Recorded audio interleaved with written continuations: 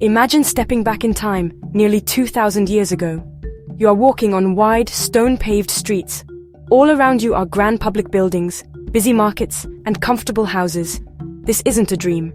This is Timgad, a real Roman city that still stands today, not in Italy, but in the mountains of modern-day Algeria in North Africa. It is one of the most incredible ancient sites on the planet. Timgad is like a perfect snapshot of Roman life, a city built from scratch in a new land. It shows us the power and ambition of the Roman Empire, which stretched all the way across the Mediterranean Sea, leaving its mark on continents far from Rome itself. This city wasn't just a random settlement, it was a statement. Timgad was founded in the year 100 AD by the great Roman Emperor Trajan. He was a ruler famous for his vast building projects and for expanding the empire to its greatest size. Trajan wanted to create a model city in this part of North Africa, which was a vital source of grain for Rome. He built Timgad as a place for retired soldiers from his army to live. By giving land to these veterans, he created a loyal Roman community in a new territory. This new city, originally named Colonia Marciana Ulpia Traiana Tamugadi, was meant to be a showcase of Roman civilization. It was a beacon of order and Roman culture, designed to impress local people and secure the region for the empire for centuries to come. The city was built with incredible speed and precision. Its purpose was clear: to be a perfect miniature Rome. It had everything a Roman citizen could want or need. There were grand temples for worshipping the gods, a huge public forum for politics and business, and multiple bathhouses for relaxing and socializing. Entertainment was also central to life here.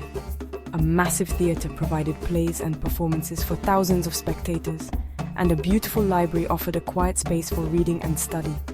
Timgad wasn't just a military outpost, it was a thriving cultural center, designed to give its residents all the comforts and luxuries they would have enjoyed in the heart of the empire.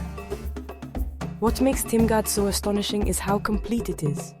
When you visit today, you are not just looking at a few scattered ruins. You are walking through the entire skeleton of a Roman city.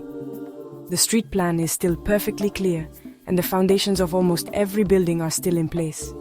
You can trace the lives of the people who lived here, from the public official in the forum to the family in their courtyard home.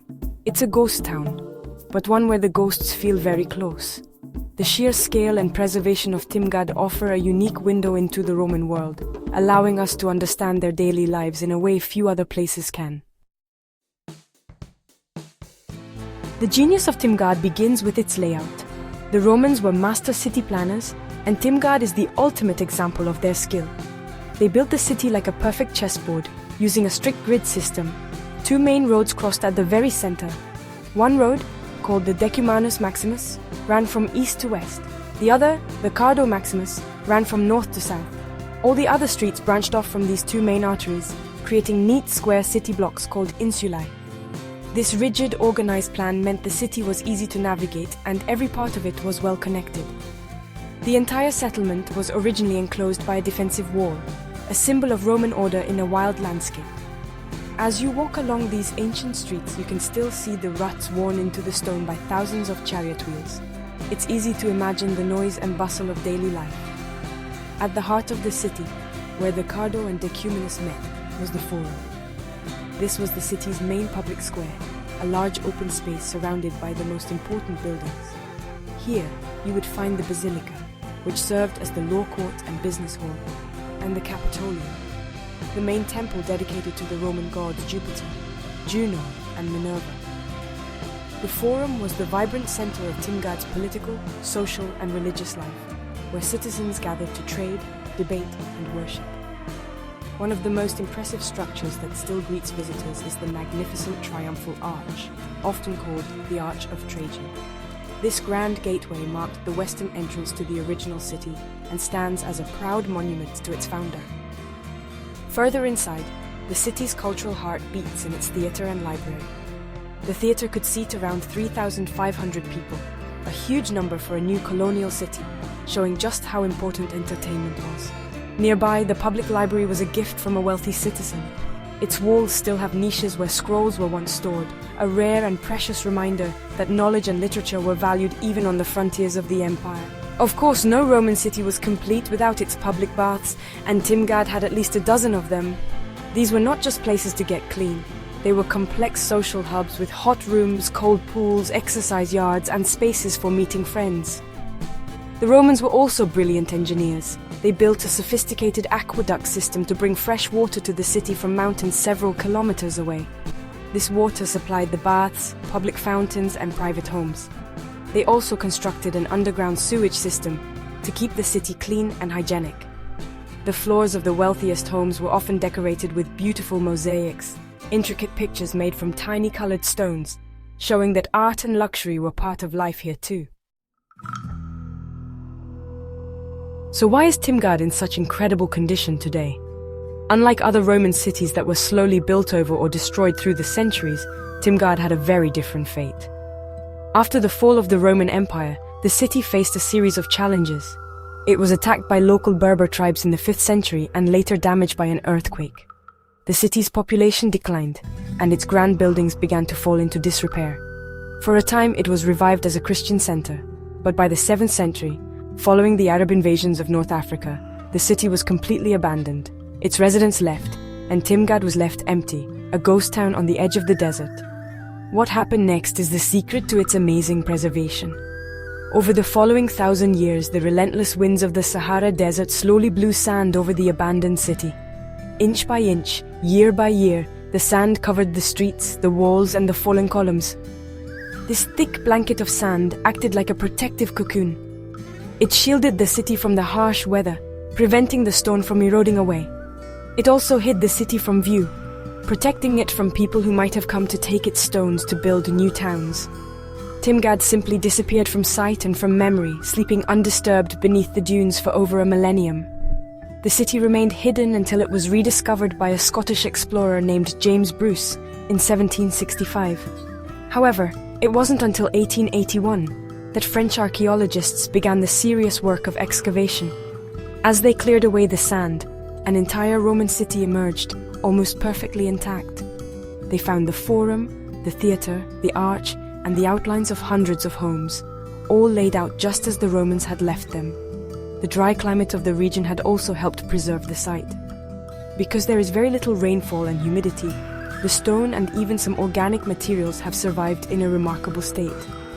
This process of being buried by sand makes Timgad very special when compared to other famous Roman sites. Pompeii, for example, was preserved by a sudden volcanic eruption which encased it in ash. This captured a single moment in time, but the eruption itself was destructive. Other cities like Jerash in Jordan or Leptis Magna in Libya were also partly covered by sand, but were more exposed to the elements or later settlement. Timgad's slow, gentle burial under the Saharan sands protected its overall structure and layout, giving us the most complete blueprint of a Roman colonial city anywhere in the world. It's not a city frozen in disaster, but a city that simply went to sleep. Timgad is more than just a beautiful ruin. It is a priceless history book written in stone. Its importance for understanding the Roman Empire, especially in North Africa, cannot be overstated. The city shows us how the Romans exported their way of life to the farthest corners of their empire. Timgad was not just a military fort. It was a fully functioning city designed to make its inhabitants feel Roman. The architecture, the grid plan, the public amenities, all of it was a deliberate projection of Roman identity and power. It tells us that being Roman was not just about where you were from, but about how you lived. The city also provides a unique insight into daily life in a Roman province. Because the layout is so clear, we can see how the society was organized. The grand houses with their mosaic floors belonged to the wealthy elite, while smaller, simpler dwellings were for ordinary workers and craftsmen. The sheer number of public buildings, from the baths to the theater and library, shows a community with a rich social and cultural life. An inscription found in the forum perfectly captures the spirit of the city. To hunt, to bathe, to play, to laugh, this is to live. This simple message tells us that the people of Timgad enjoyed a life full of leisure and pleasure, just as citizens did in Rome itself. Comparing Timgad to other well-preserved Roman cities highlights what makes it unique. While Pompeii gives us a dramatic snapshot of life cut short, Timgad shows us the ideal of Roman urban planning executed to perfection. Ostia Antica, the port of Rome, shows us a bustling commercial hub, but its layout is more organic and less uniform. Leptis Magna in Libya has grander, more monumental buildings, but Timgad's rigid grid plan is clearer and more complete. Timgad stands out because it was a city built entirely from scratch with a single unified design. It is the textbook example of a Roman colonial town, a blueprint brought to life. Today, Timgad is a UNESCO World Heritage Site, recognized for its outstanding universal value. It stands as a powerful testament to the ambition and engineering genius of the Roman Empire. For historians, it is a vital source of information about provincial life, urbanism, and the Romanization of North Africa. For visitors, it is an unforgettable experience, a chance to walk through history and connect with a world that vanished long ago. Timgad's silent streets and empty squares are not just ruins. They are a reminder of a powerful civilization that shaped our world, and a beautiful, frozen piece of the past that continues to teach us today.